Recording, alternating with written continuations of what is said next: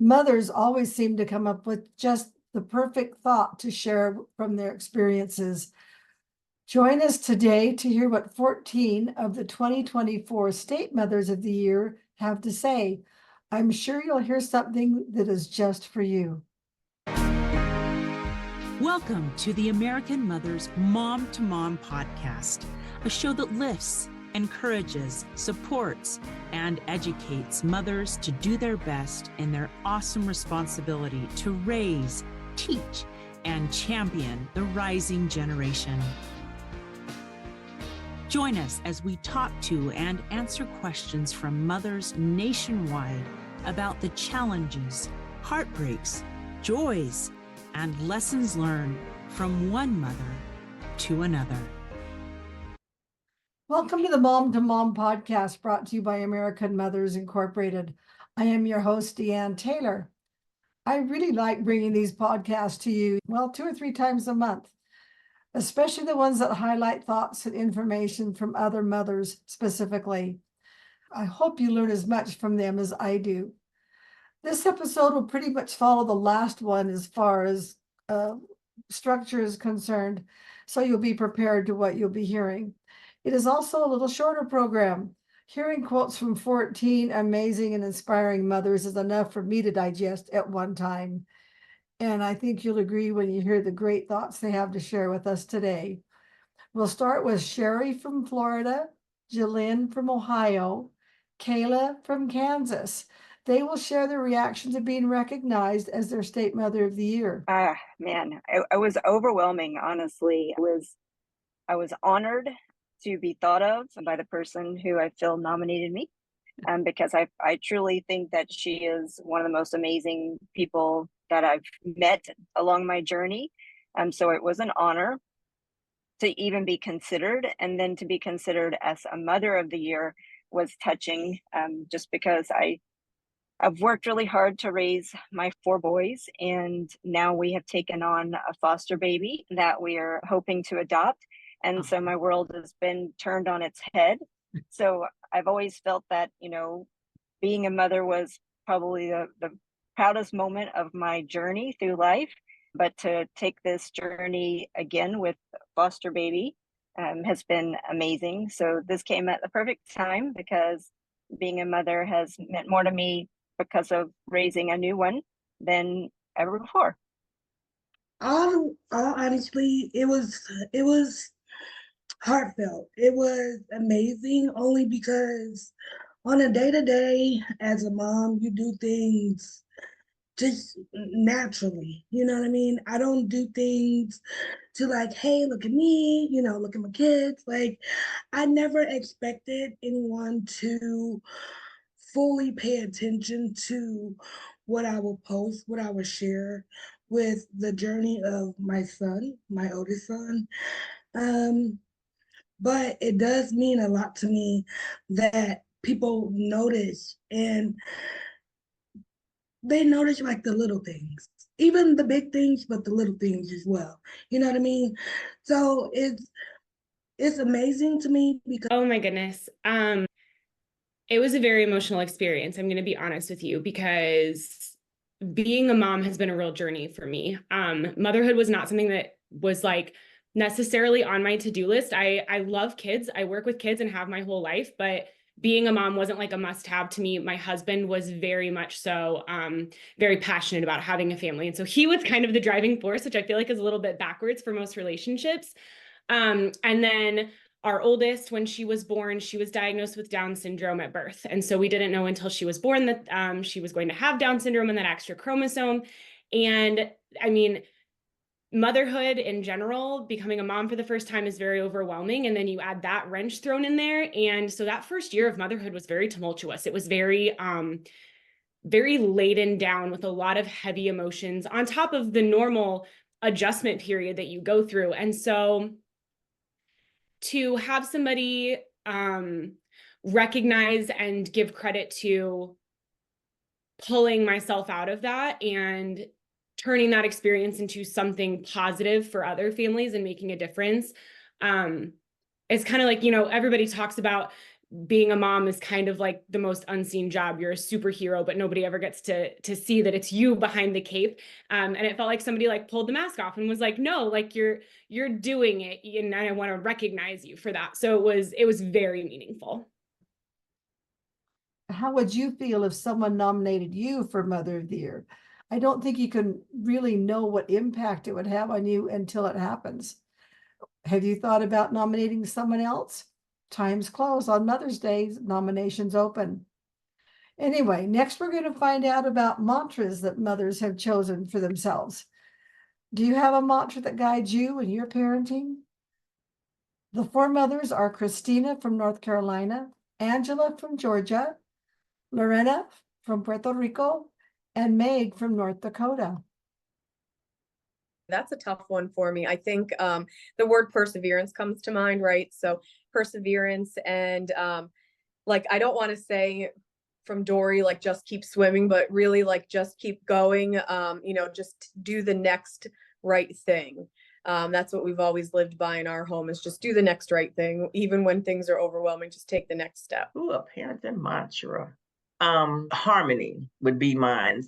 Because being a parent, one, there's no rule book, or no handbook or user guide. So you have to strike harmony with the child and yourself, and you have to instill those core values.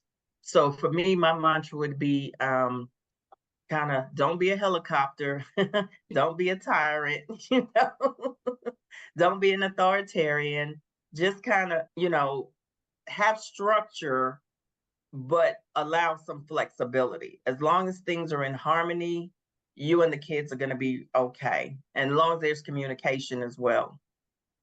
And people have to remember that each kid is individual. You know, I think some parents like, oh, well, my first child was a genius and this second one, not so much. So they kind of put the pressure on the second one to be like the first one. And that God made everybody unique, and there's a purpose for everybody, and nobody can do what you do like God created you to do, even if there's 1,000 other people doing it.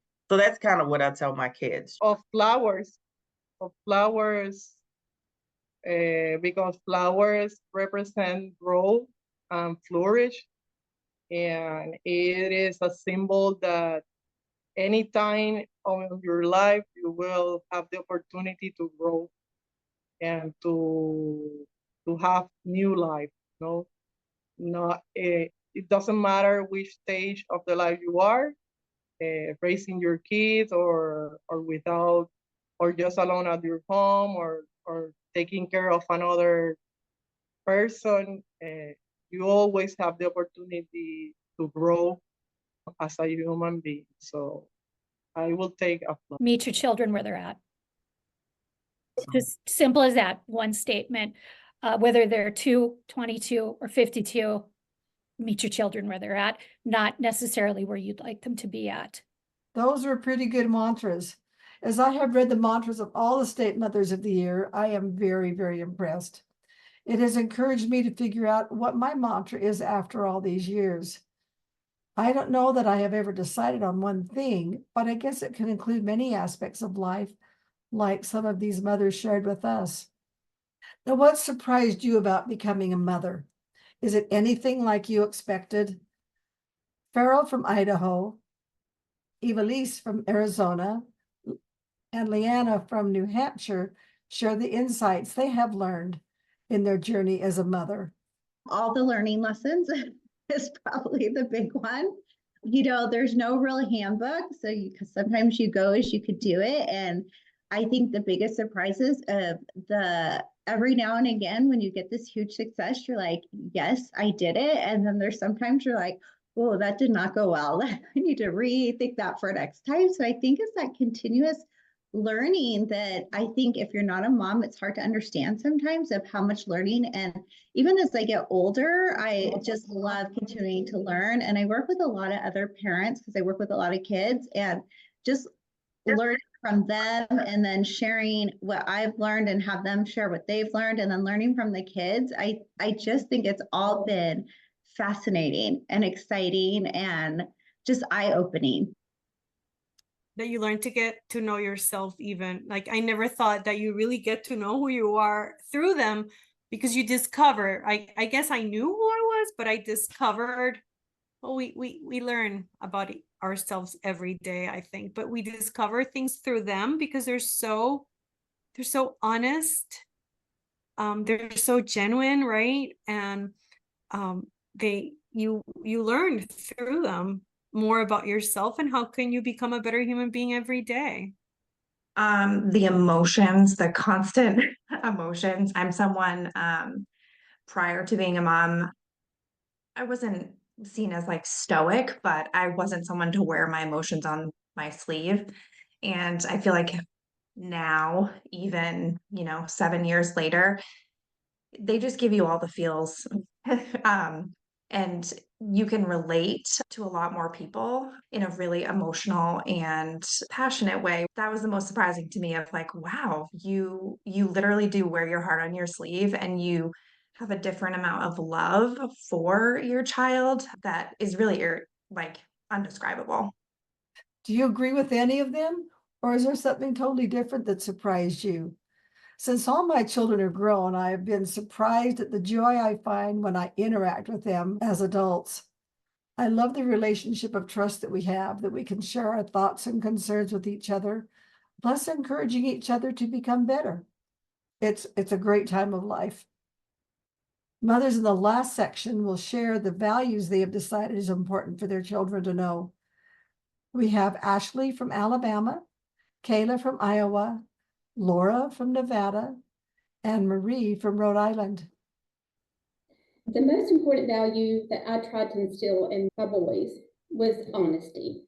I believe when you're honest in every aspect, whether, it's going to be good or bad, you have to take the consequences.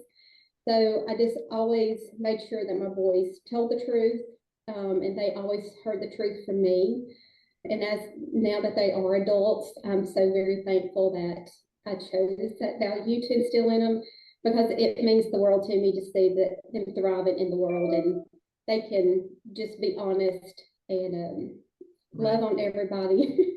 As I try to raise my kids, I really try to instill in them a sense of responsibility and independence, that they're responsible for their actions, and that they also have choices that they need to consider in any situation. Kindness, trusting God, trusting their parents, solving their own problems, I think would be really important to me.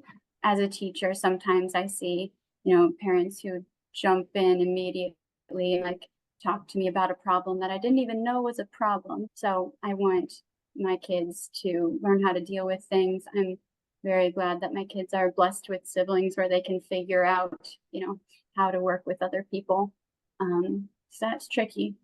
And so it's interesting because all those things that we need to work on are things that I need to work on, because I think it's somewhat genetic, but I love that I can see progress in those areas, and it's always very rewarding to see that. So I guess that's another thing I try to instill in my kids is, be aware of what you need to work on and own it and work to better yourself and try to leave each situation better than you found it. Oh, without a doubt, I would say loving and serving other people. So loving other people more than you love yourself, serving other people more than you serve yourself, and personal responsibility. I really believe that those two things are the antidote to life. Those two things, loving and serving other people and accepting personal responsibility, in my opinion, can transcend parenting hurts, past trauma, a lot of different things that we go through. If we care more about others than we care about ourselves, and we recognize that we don't create our own problems, but we do have to solve them, it's almost like a little magic dust to solve all of our issues. So I believe I've said those words to my children over the past 27 years about 9 billion times. They're probably like, we get it, Mom, we love other people, fine. But yeah, that's what I would say for sure. The most important value would be kindness. You never really know what someone's going through until you take a walk in their shoes. Everybody is dealing with a silent battle, and you really don't know what it is. And, my son, when he was younger, there was a gentleman we were at Walmart, and there was a gentleman, and he was down on his luck, and he was homeless. And my son just smiled at him, and he didn't think twice. He didn't bat an eyelash, nothing. And he just smiled at him, and he made this gentleman's day, because not everybody is kind. Not everybody is a good person. And I just want to raise children that give back to society and treat people kindly. Do you agree with the values they think are important? Which ones would you add? Or have you decided maybe to adopt some of their ideas? This is definitely something to think about, and we're never too old to continue to share values with our children. Thank you for joining me today as we celebrate the 2024 State Mothers of the Year. The American Mothers National Convention is scheduled from Thursday, April 25th through Saturday, April 27th. The National Mother of the Year will be named on Saturday night. If you make your reservation the next day or two, you will still be able to attend, but time is running out to make those reservations. On next Tuesday, April 23rd, the Mom to Mom Facebook Live will air at noon Eastern Time on the American Mothers Incorporated Facebook page. Our guest will be Emmylou Penrod, and her topic is on contention. I think that can apply to all of us at any time, not just within families. But she will provide us with her RESPECT, RESPECT tools that can help us in our relationships to turn contention into building blocks. I'm sure you want to be with us on April 23rd, Facebook Live. Until next time, have a great week. Thanks so much for listening to today's show. If you like what you heard, subscribe so you can get your weekly dose of mom-to-mom encouragement. We understand that being a mother can be overwhelming, but we hope that you found something useful you can apply to your own life.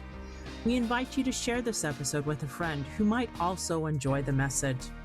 The mission of American Mothers is to support mothers, empowering them to positively impact their families and communities. We want each one of you to discover and share your innate, inherent, and natural abilities to bless your children and others. The primary purpose of this podcast is to educate and inform. The views, information, or opinions expressed during the American Mothers Mom to Mom podcast are solely those of the individuals involved and do not necessarily represent those of American Mothers Incorporated, its members, or employees. AMI is not responsible for, nor does it verify the accuracy of the information contained in the podcast, nor does the series constitute any professional advice or services. We look forward to visiting with you, one mom to another, next week.